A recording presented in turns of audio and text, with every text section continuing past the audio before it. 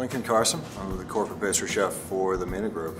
I picked red velvet cake because it's something I've always wanted to like and I've always been disappointed in. It deserved to be rethought and it deserved maybe to be played with and do something a little bit more interesting and give it a twist. I'm using products that I know intimately that have innately great flavor qualities, flavor profiles. Start out with Valrhona cocoa powder. We've got Valrhona cocoa nibs, the Valrhona P125, and then I'm featuring their new chocolate, the Opalese White. So we're going to start with the Valrhona Opalese White. We're making a chocolate cremeux. Bring your sugar, your milk up to a scald. We're adding our hydrated gelatin to that, dissolving it, emulsifying into our melted chocolate, and then emulsifying in with our creme fraiche. It's best if that is allowed to set up for 8 to 12 hours. The process for our P125 ganache, kind of similar. We're essentially making a ganache that we're stabilizing with gelatin.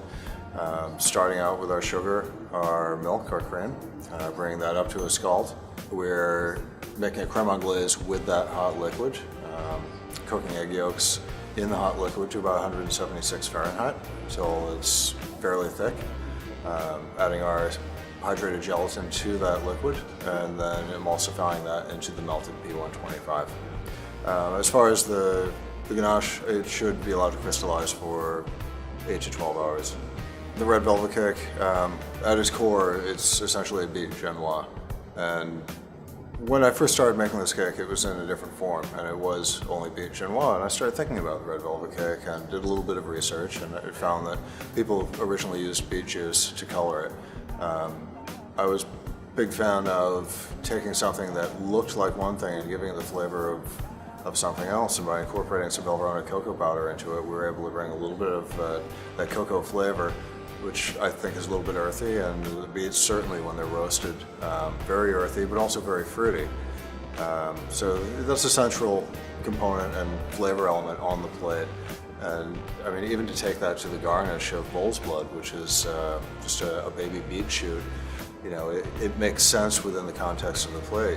You're reinforcing those flavors that are already there, and also with something beautiful that's gorgeous garnish.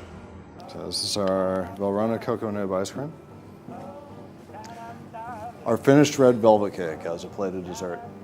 I mean, I think that's one of the great things about being a chef is that you're able to bring back people's flavor memories, whether it's a candy bar or an ice cream or, you know, a red velvet cake. The fact that you have that memory for 20 or 30 years and that you eat that thing and you transport it somewhere else, I mean, that's pretty strong stuff. I think Valrhona's helped me achieve continued levels of creativity through their product.